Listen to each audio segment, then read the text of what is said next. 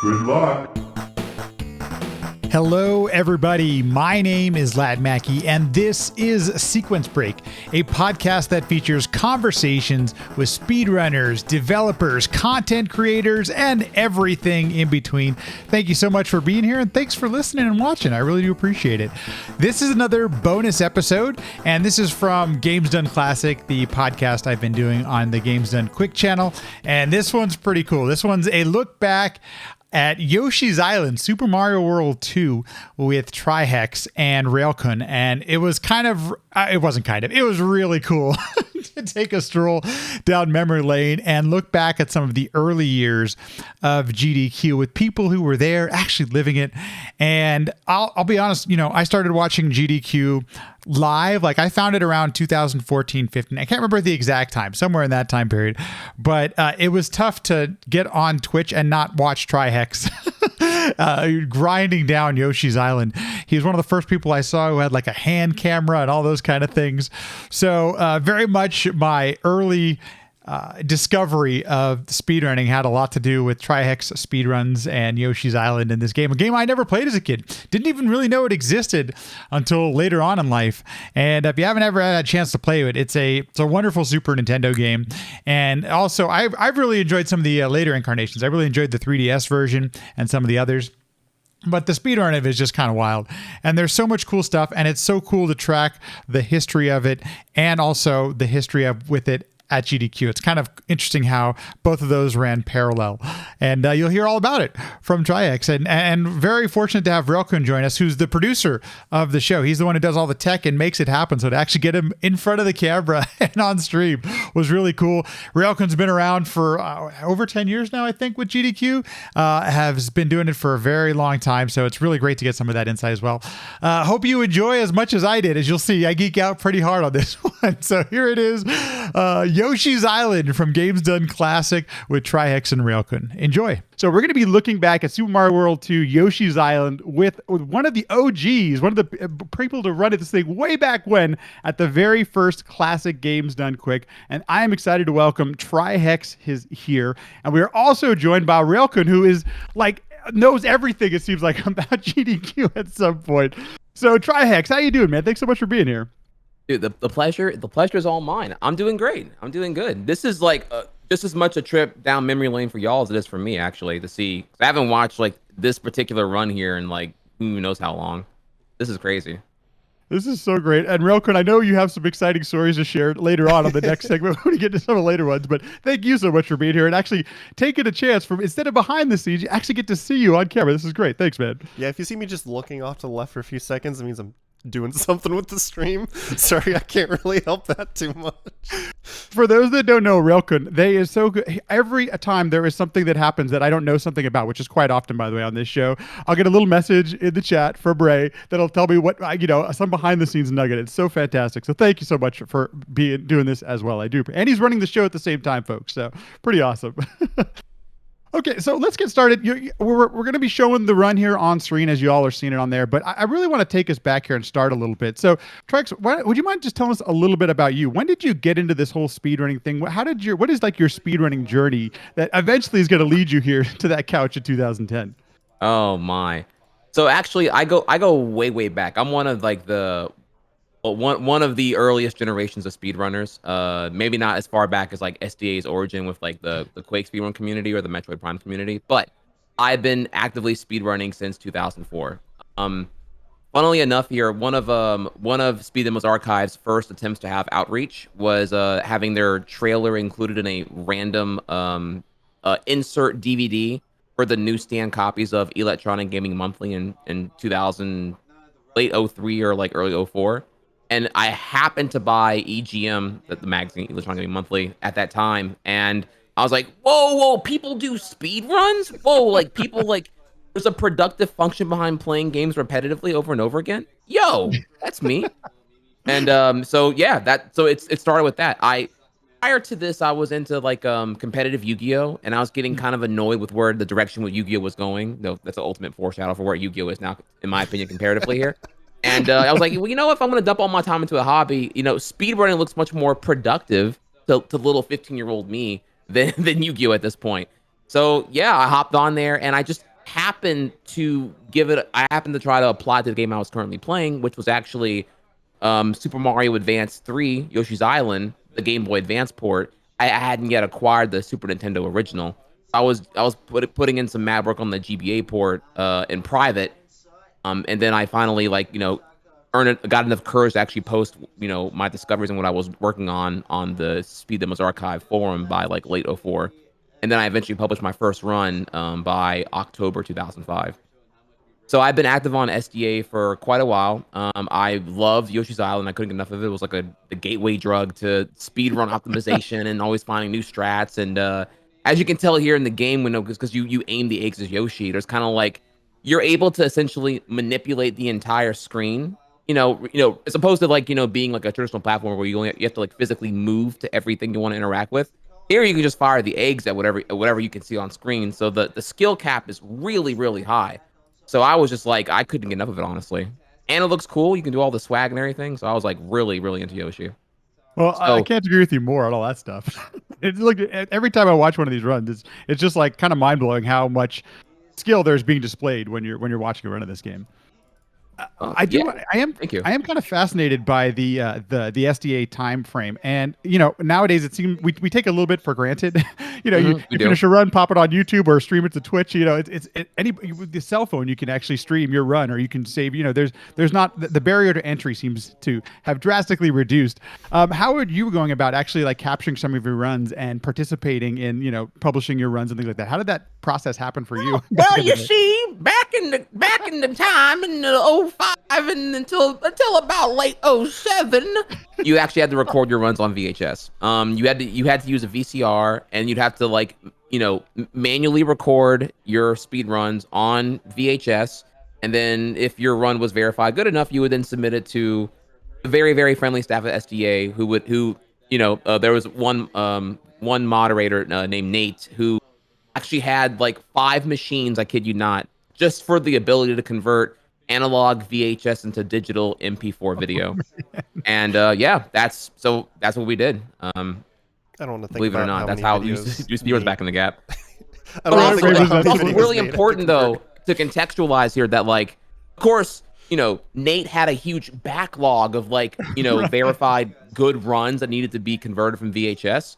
So it wasn't like, you nailed a sick run and everyone would be like, oh, what was your strat? Upload the video. No, no, you didn't get the video till like months later. Like it was like 6 to 9 months later when your like banger run was finally available on SDA. So it was like all you had was like GameFAQs era Right. all text description describing this random glitch you did in OOT or whatever. Like it was, oh, it was the wild, wild west back in the gap. Let me tell you. If you're lucky, there was a photo of a TV screen included. No, yes, I'm not even Raelcun's got it kidding. on point. Like you rarely got a visual aid to go along describing whatever glitch you found in whatever game you were doing. It was wild. And let's also not forget here, there was a huge language barrier. Like for the longest time, Japanese runners didn't know what the English runners were doing. So there was just Nico Nico video versus SDA. And it was like just a huge ambiguous wall of their rules were different because they allowed turbo controllers and and SDA thought that was more like hardware modification, etc. Here. I'm kind of derailing a little bit, but No, it's yeah, great. it was a wild, wild time compared to, again, how granted things are now, how much they take for granted now with just like the YouTube instant share.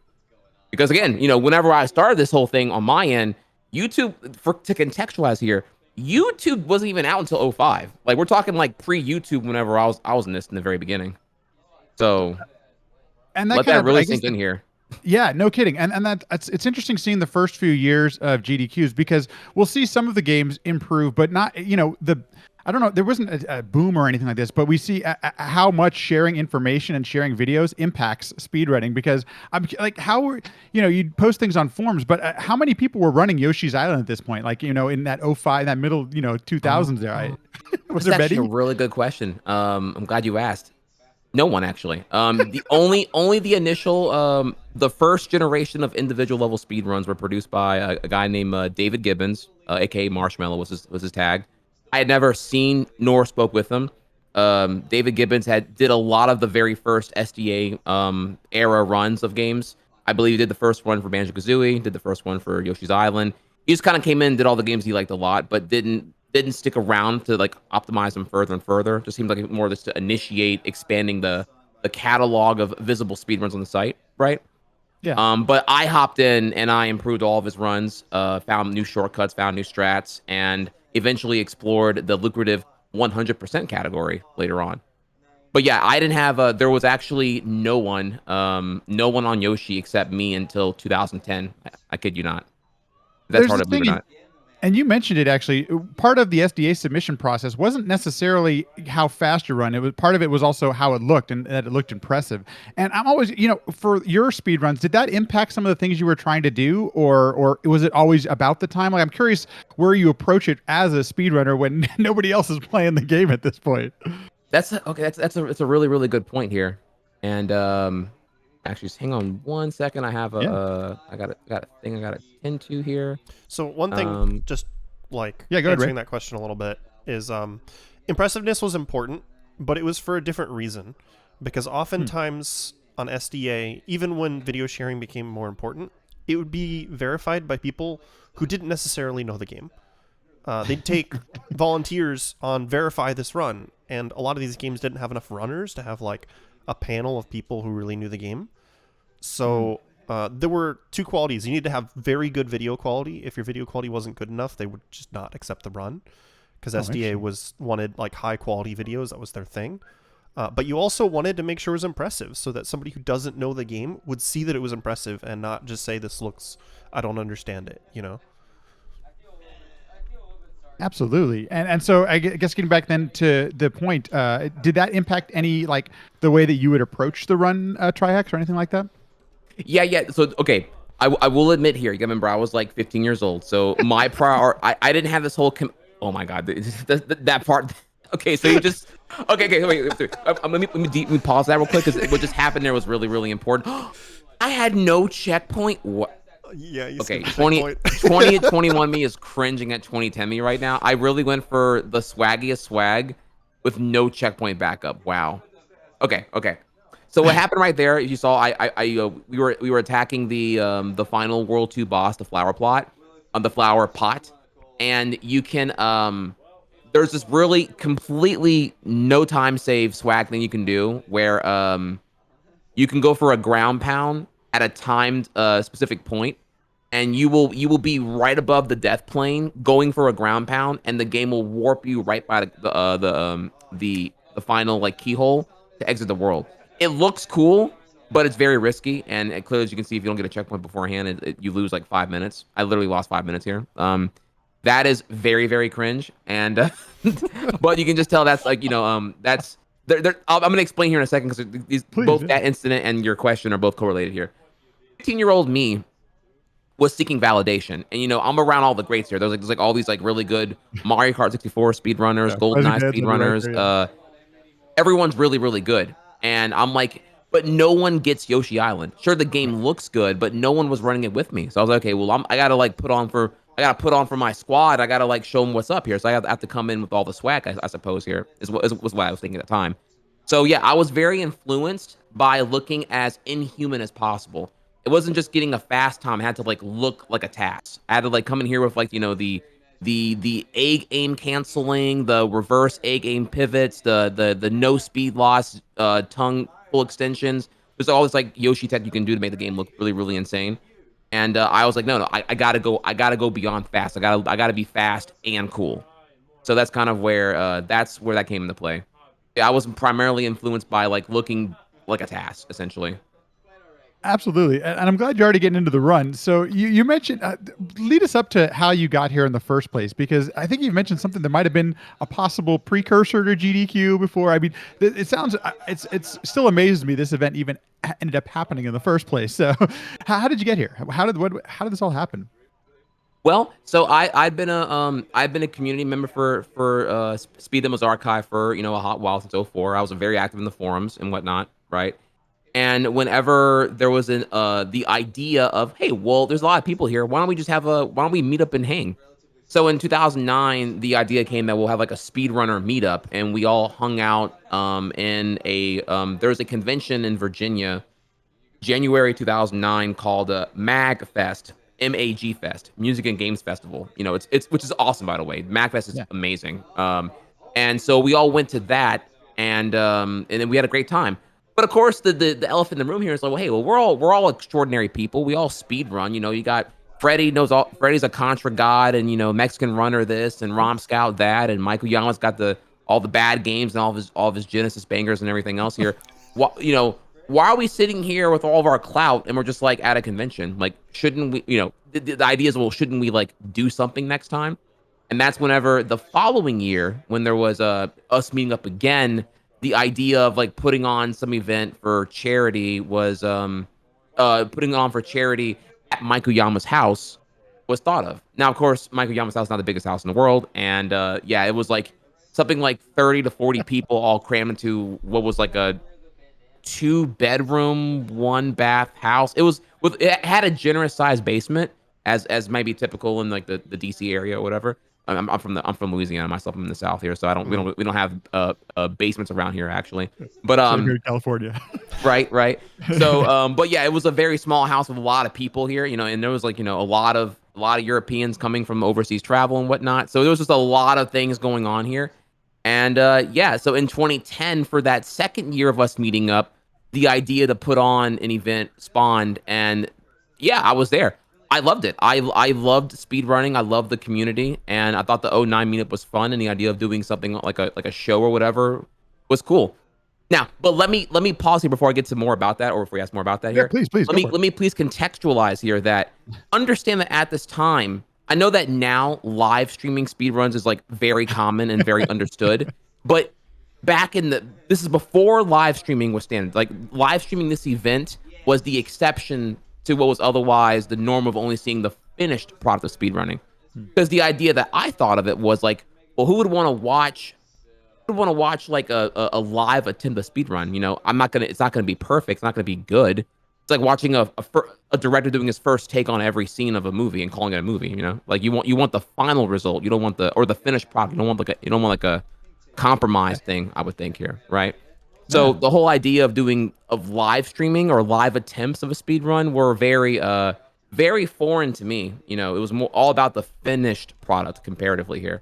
So yeah, this whole live streaming thing, even though this was a big success for its first one, right out the gate with the classic games done quick, it didn't really spawn on me or really a lot of people that this could be the future of like of speedrunning ultimately. Yeah, especially since like Trihex mentions that this was a good sized basement, but I need to clarify that I am 6'2", and when I visited Mike's basement, my head was this far from the ceiling. It's spacious horizontally, not vertically. And some of the people in the SDA forum are extremely tall. So you don't see it too much on these VODs, but there's a lot of crouching down to walk around in that basement that goes on. And yeah, it's impressive that they managed to put this on in his basement, given how arcane streaming tech was back then. Like Flash Media Live Encoder. This is pre-XSplit. Oh, baby. Adobe FME. Wow. That program. These stream zoomers with their XSplit and OBS and like cater to live broadcasting software. No, back in our time, we had to retrofit software that was not intended at all to live broadcast and make it happen. Oh yeah, it was wild. Did you ever use VH Multicam, Trihex? Wait, what was it called? VH Multicam. No, oh, that sounds terrible. No, no. Adobe FME was enough for me. That was some hot garbage for me. Like, actually, you know what's funny though? True story here. I asked when I was getting into live streaming. I remember DMing. It was either Romscout or Michael Yama, and I asked him, "Hey, what's bitrate and how high should it be when I do it?" And they both were like, "Oh, 150 is fine."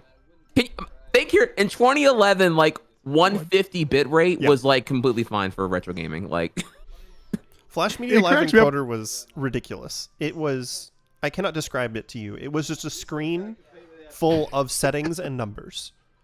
And more than half of them you didn't ever want to change unless you knew what it did, but even then you still didn't want to change it.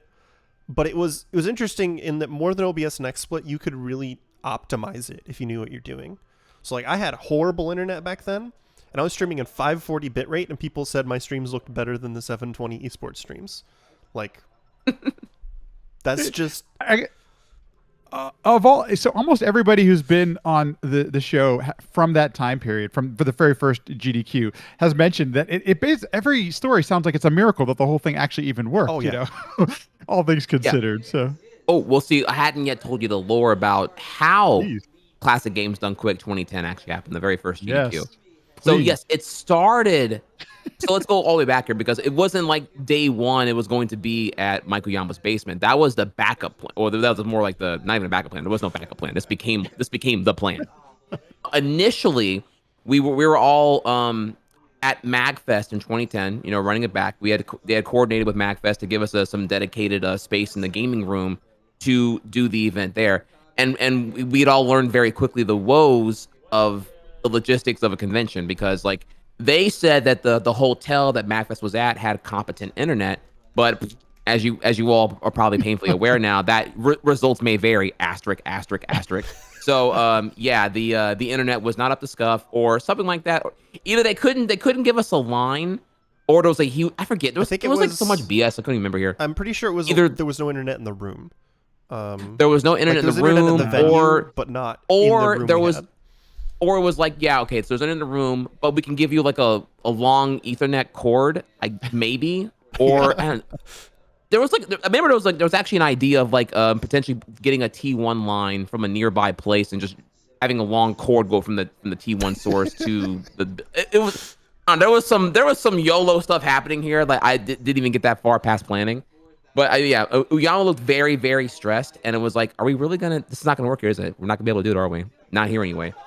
Also, by the way, really important here was that, you know, we're talking about essentially the expo floor equivalent of a convention. So it was like, you know, the same room that the GDQ was going to be happening at was also where like the world's first playable build of Street Fighter 4 was being held at.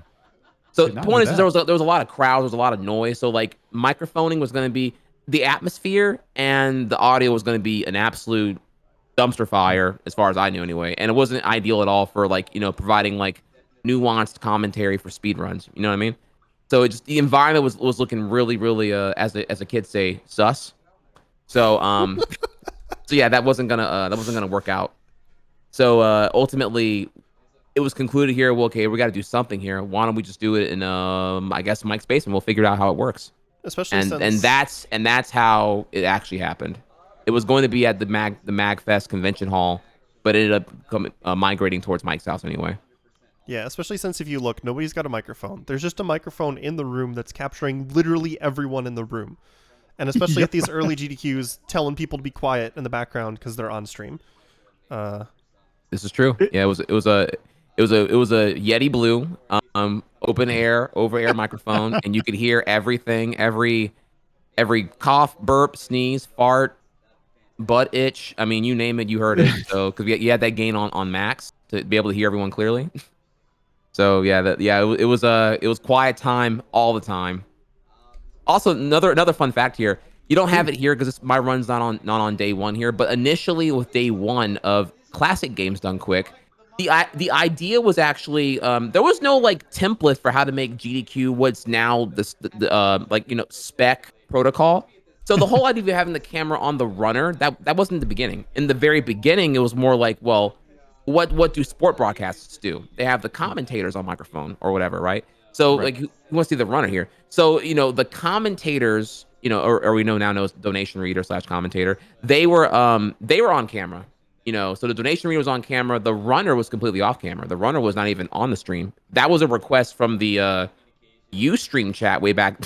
Boomer clap here, way back then, to like move the camera over to the runner. They want to see the runner who was doing it. So yeah, giving you an idea of how things really were in the very beginning. And now that you mention Ustream, there were issues with Ustream that people who've only ever known Twitch would never understand. Ustream had a thing Talk to 'em. where when there were a large number of people in chat, it would split it into multiple chats.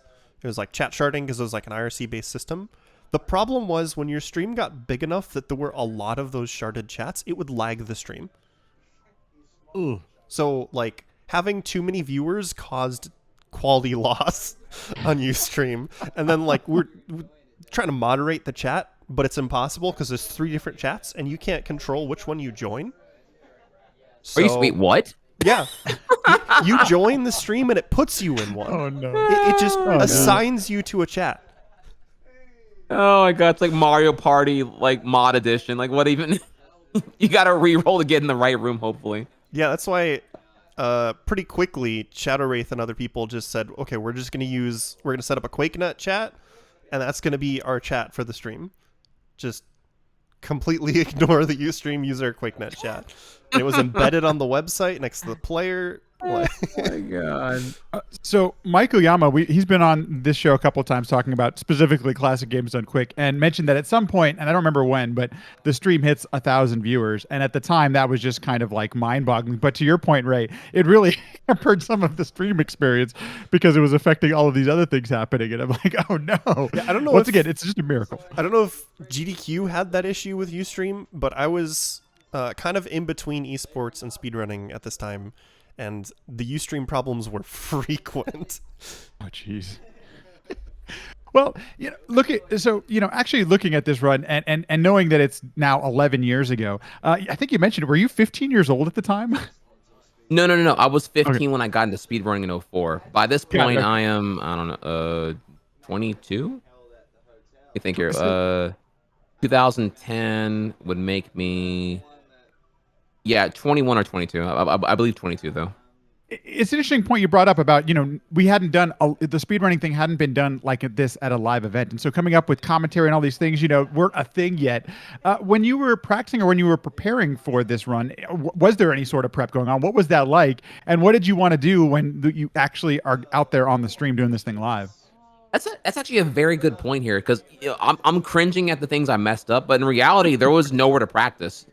It's not like there was an abundance. There was no practice room. There was not like 500 CRTs to like hop on and just throw your console in there. There was zero availability. Like Uyama had maybe 2 TVs total, and it was always priority goes to a person coming up next.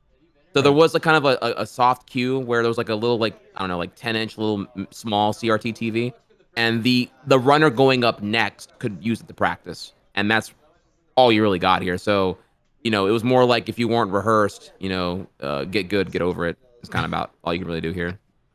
But again, like everything about CGDQ 2010 was like kind of like a just very very, I don't know how to call it here, just Happy dumpster fire. accident? Like Yeah, again, the fact that it came out as good as it did, given how Right. absolutely everything went wrong, is kind of a miracle, I would say.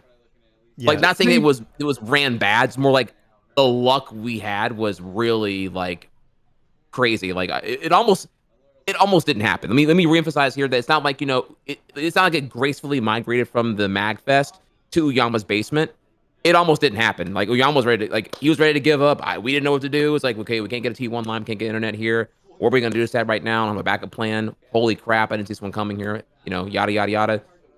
For a couple hours, it was like looking like it was not going to happen, actually. There's also at least one runner that didn't go to Mike's house.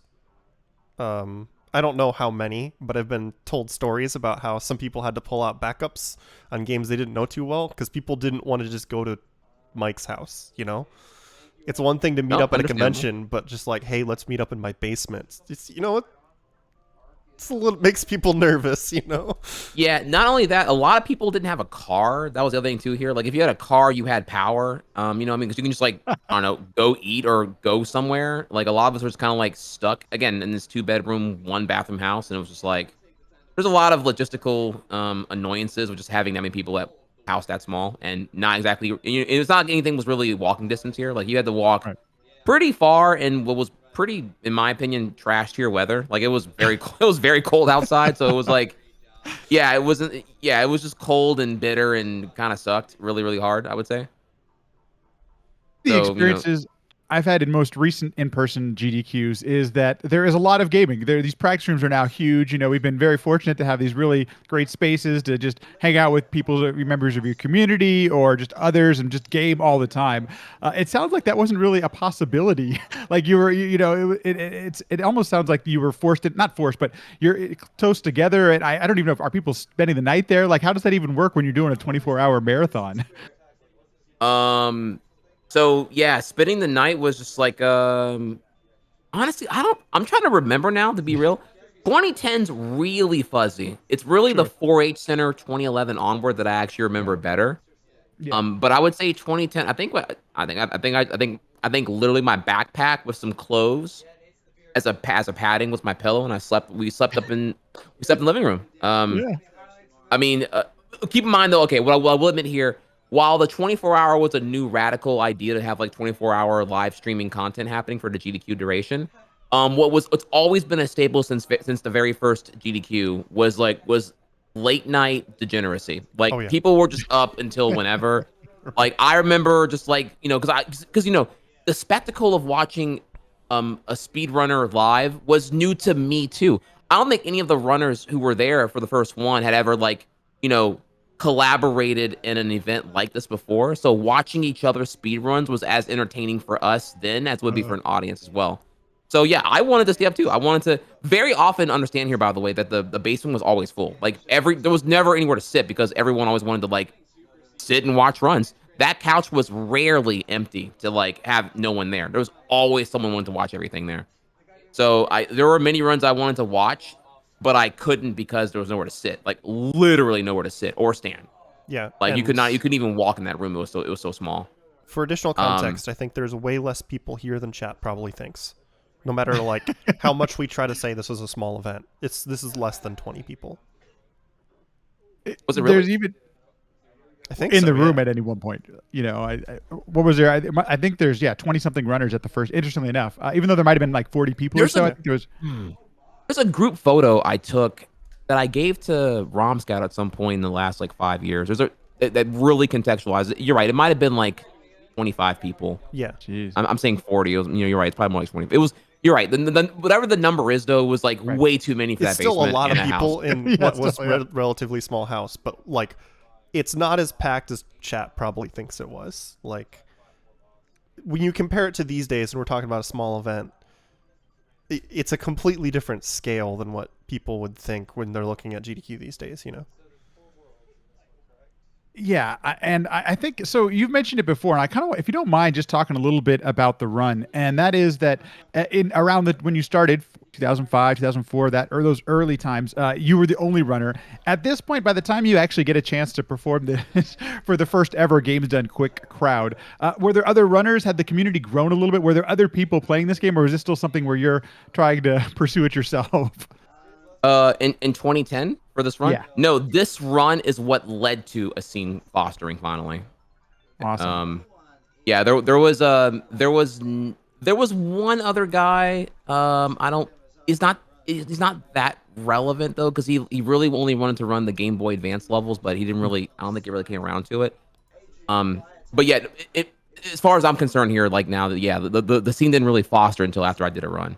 And then from there, we had it was four of us that all came together, and we would hop on we would kind of do the old school thing where you had okay, so I'm sorry, more speedrun lore here, right? Yeah, So go for it. you had your squads, right? So the two most popular runs by far or games were Mario 64 and OOT. So they both had huge player base communities. And one very common thing that was really hot for viewership was doing nightly races by mid 2011, early 2012. And so you had Giano, Sanglimic, and I forget another runner. They would just all be in in a Skype call together, just doing 70 star or YOLO 120 star races, and it was really fun to watch. And the point being, and there's equivalent OT as well with Narcissa and a few others here. But the point is that Yoshi's Island finally we had that by 2012, I want to say. I got into streaming in 2011 after going to Awesome Games Done Quick 2011, which I can talk about more later on here. But yeah, me streaming Yoshi's Island for a solid year finally built up enough people to actually not just speedrun the game, but also stream it alongside me. So I'm glad you brought that up because all that being considered, and I know you are already looking at the run and seeing all the things you could have done better or whatever, but it's still a super impressive run. One of the things I really enjoyed watching about it was how much you can already see the foundations of the skill that you're bringing to the game, because it's obvious you've been playing it for a while, even though I didn't know how long you had. It's obvious you had put in the time with it, especially, and I don't know how to say this without being just putting it out there, like compared to some of the other CGDQ runs, because there were people who were playing their games that weren't their main games at CGDQ. Like there were just people who picked it up for this event and things like that. So I think it's really fascinating that this already existed, considering nobody else did. That's pretty wild to me. Thank you. Again, I have to give a lot of credit here to actually. So there was a TAS, a tool assisted speedrun that had come out early '05 by a tasker known as NXCY, and he changed the game to me because he was using all these like frame perfect inputs to like put more like swag and expression to Yoshi's movement, because the game has a lot of options for movement while still being very optimized.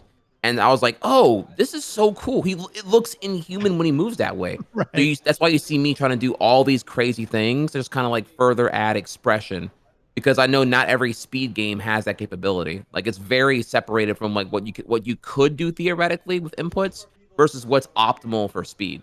And Yoshi Island's one of those rare games where they're two one and the same. You can be pretty optimal while looking really cool. And in some cases here, whenever you discover tech, the technically proficient stuff is the optimal thing without it being coincidentally not slowing you down. So it's like really, really awesome. And that's what really inspired me to like have my my playing style, because one thing I haven't brought up here is that, you know, you're watching me play right now, and how I play Yoshi's Island is very different than how everyone else plays Yoshi's Island. Everyone else plays much more conservative, whereas I'm the one like, you know, blowing my wrist in half and doing all this great stuff here. I do know when you see me playing here, there's no controller cam here. I believe we have controller cam for the 2014 run, but you'll see there that like I am going all out, man. I am blowing. I am like a melee player. I'm hitting somewhere between, you know, well, speculative here, about 150 APM actions per minute whenever I'm which is pretty high for a platformer, you know. So it's pretty crazy. Yeah, whenever you're fully swagging out, I believe that like the egg juggling nonsense, you know, definitely sends the APM up there. That was the thing I thought it was super fascinating. And I'm guessing others may have been doing it at the time. I don't know. But around 14 or 15 is when I found, you know, I'd seen you do a GDQ run, and then I started watching your stream. And it was one of the first ones I saw with the controller cam. And I know some of the Super Metroid runners had done some of this stuff and some of that other stuff. But it was just fascinating to me, all of the amount of, well, I just flat out like skills you needed with your fingers and your hands to do this.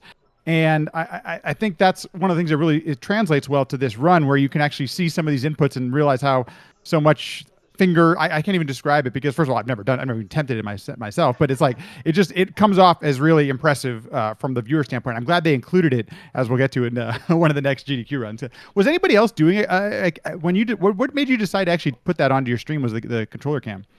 Actually, I was I forgot. This is some more. This is a trihex stream lore right now. Okay, so the reason controller cam happened was, at some point there was some rando in my chat in 2011 or 2012 who was like, "Man, you ain't doing that, bro. Man, you playing a video. You're not really doing that." And I was like, "All right, dude. What you want me to do? You want me to like?" I'll tell you what. So I made a chip in. I don't know if you remember. That's like the thing before, like, oh God, like yeah. that's like the donation goal tracker that was used like before. I don't even know what people used back in like 2011 or whatever. And I was like, okay, you know, here, bro, I'm gonna make a chip in for a second webcam, $60. If somebody helps snipe us here, I'll order it, and then you can see for yourself. So I got the second camera, and and then it was a dedicated camera just for that one hater to see here that it was really me playing the game. That is actually what happened there. I kid you not, because he was like watching me go crazy. In reality, here, Yoshi's Island has 3 auto scroll levels that are about 5 minutes long a piece. And so I have nothing to do other than like the level scroll. I just sit there and I just shoot eggs and ricochet them and catch them and do like tongue jump cancels and blah blah blah. And it's like, it's a visual fidelity euphoric spam fest. And you're like, you're not doing all that, dude. No way. So he just didn't believe it. So I had to, you know, so you know, as they say, you know, your haters are your biggest fans. So I had to like, you know, I had to show them what's up.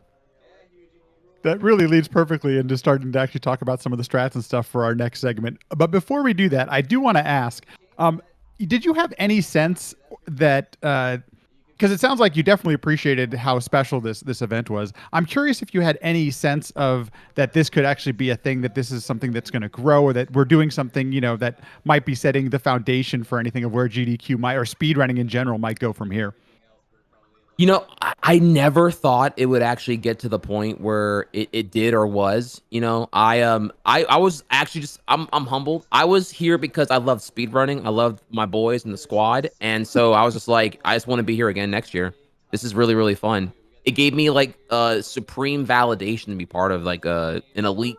I sound so corny, but an elite group of gamers that we were all putting on for a good cause. It felt really, really good. It felt.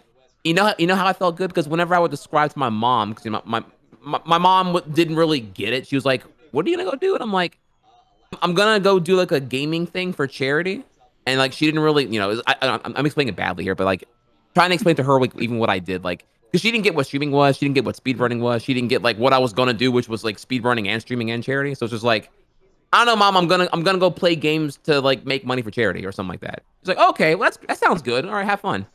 So like that was there was some level of validation there with like with just describing like what I even did. I feel like my grandma too was like, "Oh, you doing that game charity thing again?"